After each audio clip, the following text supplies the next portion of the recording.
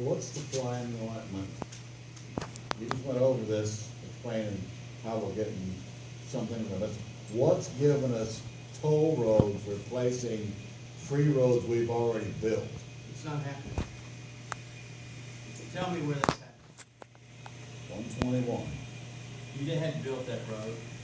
121. We've had this argument before. Yeah. I don't disagree. That road would not have been built like it has for 20 more years. Not like it has, but it was a serviceable road that I could drive from Bonham. We've had this discussion downtown before. I Fort agree Worth. with you, that's right. But it wasn't that easy, and the more you're gonna have the same stoplights. So essentially, you got that, they're called the feeder roads. Now, we've passed a law to change to where it's harder to do what they did on 121. But had they not done 121, I didn't do it. They voted to do that. That's the not the NTTA, but that was part of approved plan.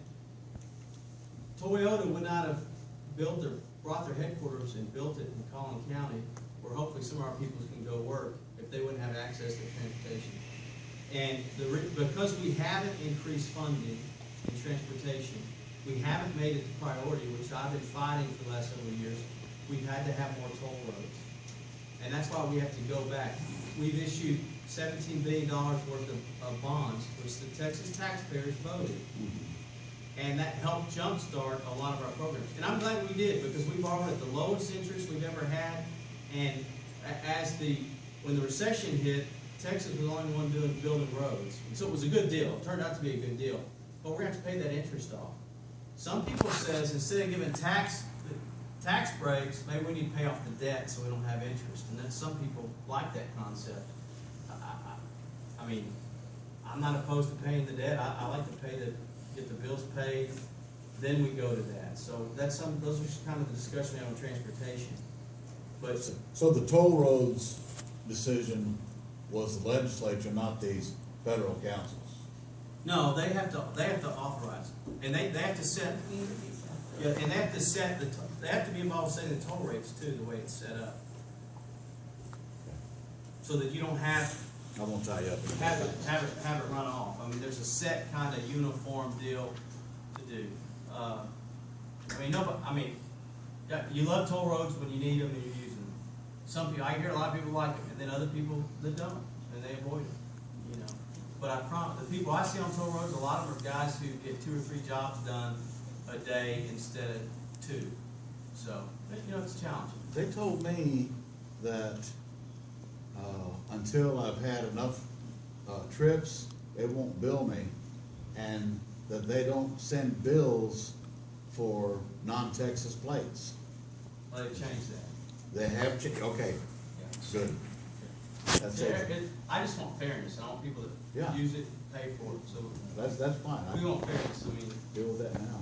I agree with you. So, what questions? I'm going to answer you. Yeah.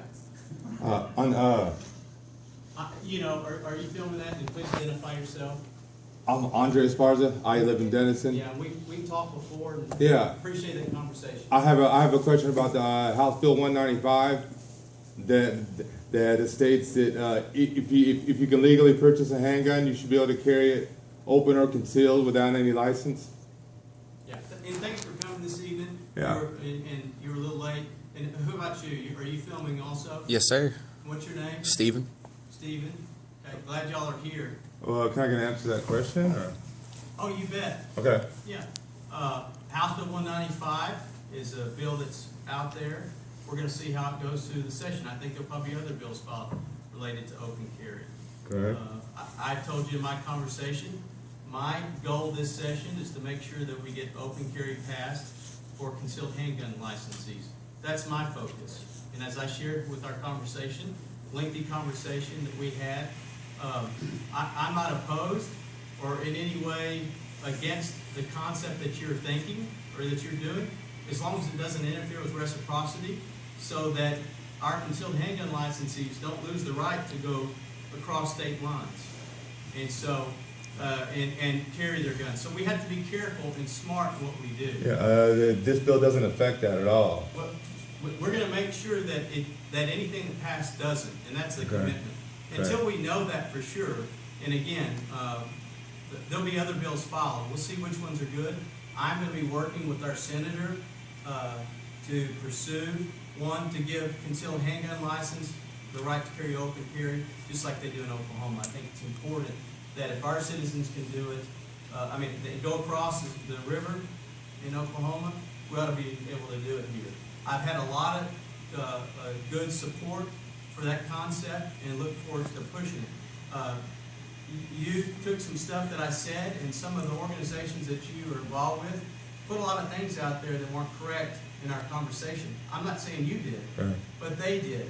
And then I had several calls from people that were quite rude and used foul language and didn't tell the truth. And some of those people called and shared with me that they didn't necessarily know that that's what the issue was, because they didn't necessarily support that issue. So there's a wide, diverse opinion. We have a commitment, I think, from Governor Abbott to sign an open carry legislation, and I look forward to doing that. Well, see, on the permit to carry a handgun, that violates the Fourth Amendment as well, because it gives Leos and anybody with authority the right to ask for your, so to say, papers. So if you go to the store or like Cabela's, or you go to Gander Mountain and you do your FBI check, give your fingerprints, and you buy the gun, you should be able to carry it open or concealed at your convenience, without getting permission from the government, without getting papers, without paying a fee, because the Second Amendment does not say you have to pay a fee or get permission from the government. And a few minutes ago, you said that you took an oath to the Constitution. Well, what I'm stating here is both in the Constitution, first and the Second and Fourth Amendment. And part of the issue is with the Texas Constitution. Yeah. Probably the Texas Constitution would need to be changed to make sure that your rights that you're talking about are fully protected, because it says in that the legislature has the right to regulate the wearing of handguns, essentially. Yes. And so until that's changed, we may change a law here. If you get a bad result in an election down the road, they could unchange it. And so there needs to be talk about that as well, because ultimately that's an issue. But I think we're going to see action on open carry, whether it's as the view you want. We'll see. I'm just telling you, I've committed and have committed before to work to see the passage of the open carry for concealed handgun license, and we'll be filing a bill for that. So, and working with the Senate. So, any other questions on that?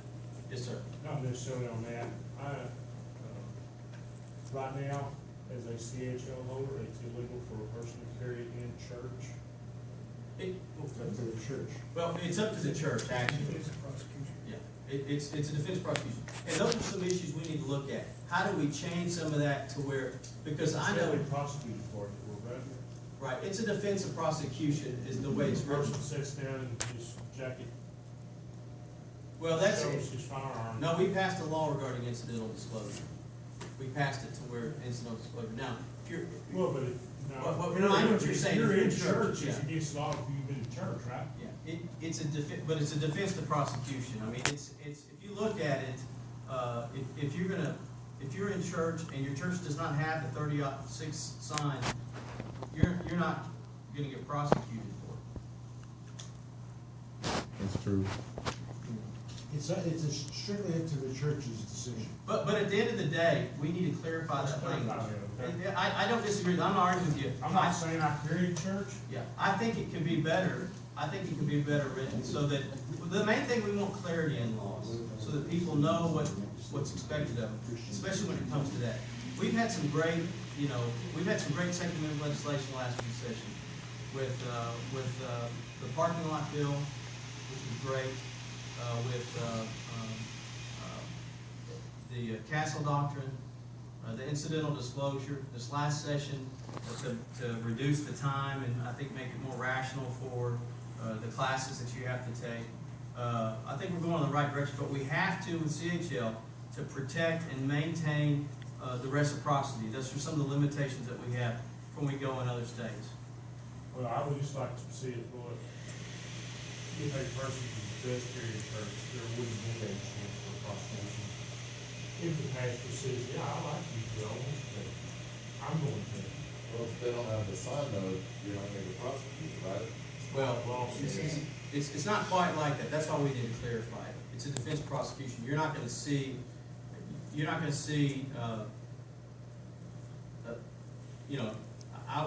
if we talk about how that works, you're not seeing people prosecuted for that right now. Now, technically, it's a defensive prosecution, and that's why we changed carrying in your car. We had to change that to where you can carry in your car, where you expanded that carry your car, your home, your work, to make clear that you can carry, whether you have a license or not, that you can have a firearm there. And part of that was a change. Before was well, I think it may still be a defense prosecution. I can't remember how that's changed, but we expanded that. What he's talking about is clarify. I think we should clarify that so there's not a question of whether you have a particular jurisdiction that decides that they want to enforce that and make you have to raise a defense prosecution. I think that the second constitution, federal, you know, why can't they just do that? Instead of nitpicking all the way around it, open carry. That does not mean people will do it, but that will eliminate a lot of other problems. I never would think of being an open carry myself. It just creates more problems for the individual. But it's there and it's available for whatever situation comes up. With the On Second your Amendment, property, if you're hunting somewhere, you know.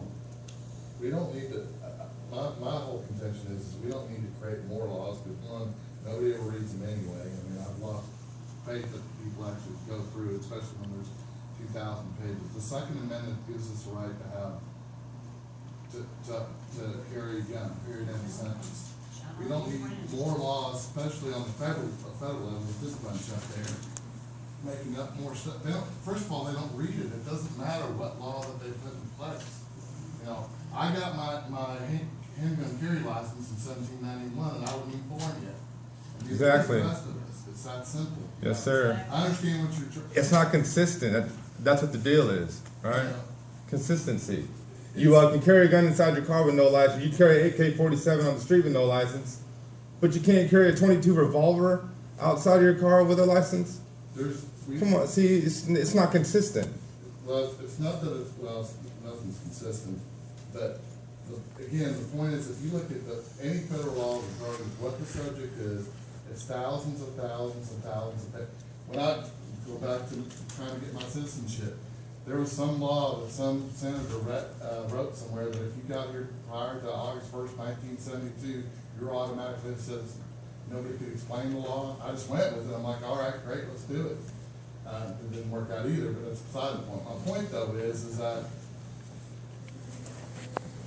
the law is already there, you know, and it seems to me that we redefine and recalculate and I mean, by the time you take, basically what we've done is taken the Second Amendment and turned it into 10,000 pages worth of federal law. Exactly. And what's the point? Beautiful. And it's not granted by the government, it's granted by God. All right, so y'all heard from me, and y'all can continue to talk, and I appreciate it, and look forward to hearing from you guys. I would strongly recommend that you vote for House Bill 195. Yes, sir. I'll be glad to look at it, but I told you what my focus is in this session, and I hope you support me in getting the legislation passed. Thank y'all very much. Thank you. Appreciate it. Thank you. Larry, appreciate you coming. Okay. Anything else?